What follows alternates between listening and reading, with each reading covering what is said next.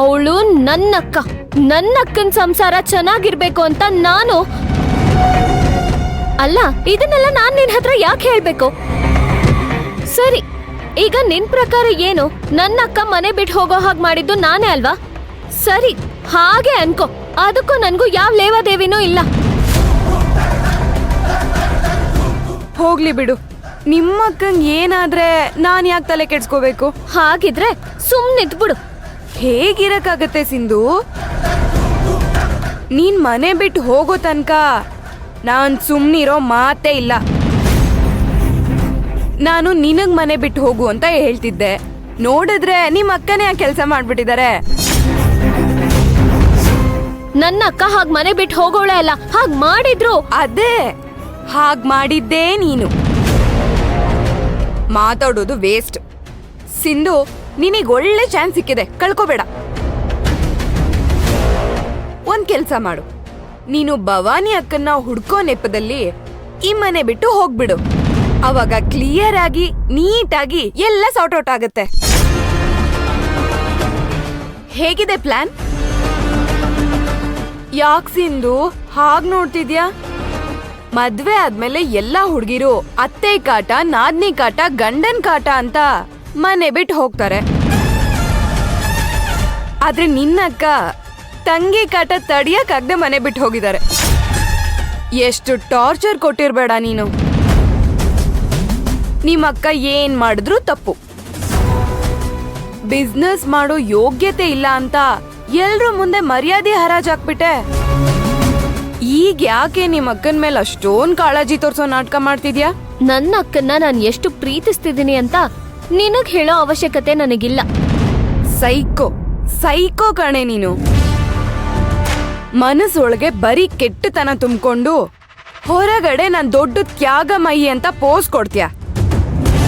ನಾನೇ ನಮ್ಮ ಅಕ್ಕನ್ ಸಂಸಾರ ಕಟ್ಟಿದ್ ಮಹಾತ್ಮೆ ಅಂತ ಯಾಕಷ್ಟು ಬಿಲ್ಡಪ್ ತಗೋತೀಯ? ಈಶಾನಿ, ಕೂಗ್ಬೇಡ. ಎಂತ ಕಷ್ಟ ಬಂದ್ರು ತಾಯಿ ಮಗುನ ಬಿಡಲ್ಲ. ಅಂತದ್ರಲ್ಲಿ ನಿಮ್ಮಕ್ಕ ಮಗುನೇ ಬಿಟ್ಟು ಹೋಗಿದ್ದಾರೆ ಅಂದ್ರೆ ನೀನ್ ಏನು, ನಿನ್ ಮನಸ್ಥಿತಿ ಏನು ಅನ್ನೋದು ಅರ್ಥ ಮಾಡ್ಕೊ. ಆದಷ್ಟು ಬೇಗ ಈ ಮನೆ ಬಿಟ್ಟು ಹೋಗು. ವಿರಾಟ್ ಜೀವನದಿಂದ ಆದಷ್ಟು ದೂರನೇ ಹೋಗ್ಬಿಡು. ಈಶಾನಿ, ಲಿಮಿಟ್ ಕ್ರಾಸ್ ಮಾಡ್ಬೇಡ. ನನ್ನ ಅಕ್ಕನ ವಿಷಯದಲ್ಲಿ ನಿನಗಿಷ್ಟ ಬಂದ ಹಾಗೆ ವಿಷಯನ ತಿರುಗಿಸ್ಬೇಡ. ಹಾಗೆ ಇದು ನನ್ನ ಗಂಡನ್ ಮನೆ, ನನ್ನ ವಿರಾಟ್ ಮನೆ. ನಾನ್ ಎಲ್ಲಿಗೂ ಹೋಗಲ್ಲ.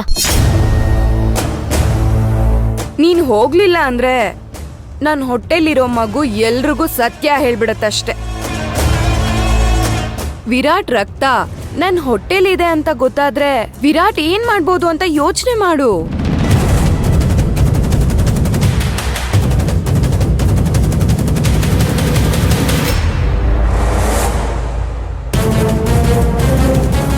ಗಂಡ ಹೆಂಡತಿಗೆ ಕಟ್ಟೋ ತಾಳಿ ಬರೀ ಒಡವೆ ಅಲ್ಲ, ಅದು ಆ ಹೆಣ್ಣಿನ ಮೇಲೆ ಇಟ್ಟಿರೋ ನಂಬಿಕೆ.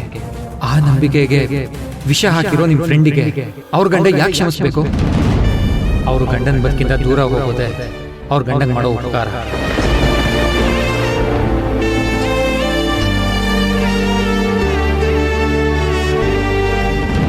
ಮುಖ ನೋಡಿದ್ರೇನೆ ಗೊತ್ತಾಗ್ತಿದೆ ಮುಂದೆ ಏನಾಗುತ್ತೆ ಅನ್ನೋ ಕ್ಲಾರಿಟಿ ಇದೆ ಅಂತ. ಹೋಗಿಲ್ಲ ಅಂದ್ರೆ ಎಷ್ಟು ಸರಿ ಹೇಳಿದ್ದೇ ಹೇಳ್ತೀಯ ಸಿಂಧು. ನೀನು ಹೋಗ್ಲಿಲ್ಲ ಅಂದ್ರೆ ನೀನೇ ಎಲ್ರಿಗೂ ಸತ್ಯ ಹೇಳ್ಬಿಡು. ಹೇಳ್ತೀಯಾ? ಹೇಳೋ ತಾಕತ್ತು ನಿನಗಿದ್ಯಾ?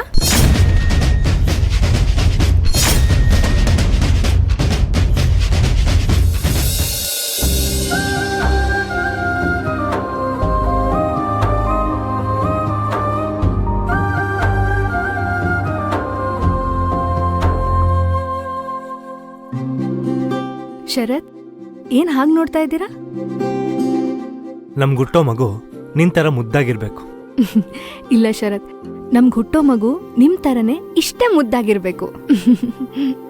ಪ್ರಕೃತಿ, ನಿಂಗೆ ನಿಜ ಹೇಳ, ನಾವು ಡಾಕ್ಟರ್ ಹತ್ರ ಹೋಗಿ ಬಂದ್ಮೇಲಂತೂ ನಿನ್ ಮುಖದಲ್ಲಿ ಕಳೆನೇ ಬದಲಾಗ್ಬಿಟ್ಟಿದೆ. ಶರತ್, ತಮಾಷೆ ಮಾಡ್ಬೇಡಿ. ನಿಜವಾಗ್ಲೂ ಹೇಳ್ತಾ ಇದ್ದೀನಿ. ಮೊದಲು ನಾವು ಡಾಕ್ಟರ್ ಹತ್ರ ಹೋಗಿ ಬಂದ್ಮೇಲೆ ನಿನ್ ಮನ್ಸಲ್ಲಿ ಒಂದು ಗೊಂದಲ ಇತ್ತು. ಆದ್ರೆ ಆ ಗೊಂದಲ ಈಗ ನಿನ್ ಮುಖದಲ್ಲಿ ಯಾವುದು ಕಾಣಿಸ್ತಾ ಇಲ್ಲ.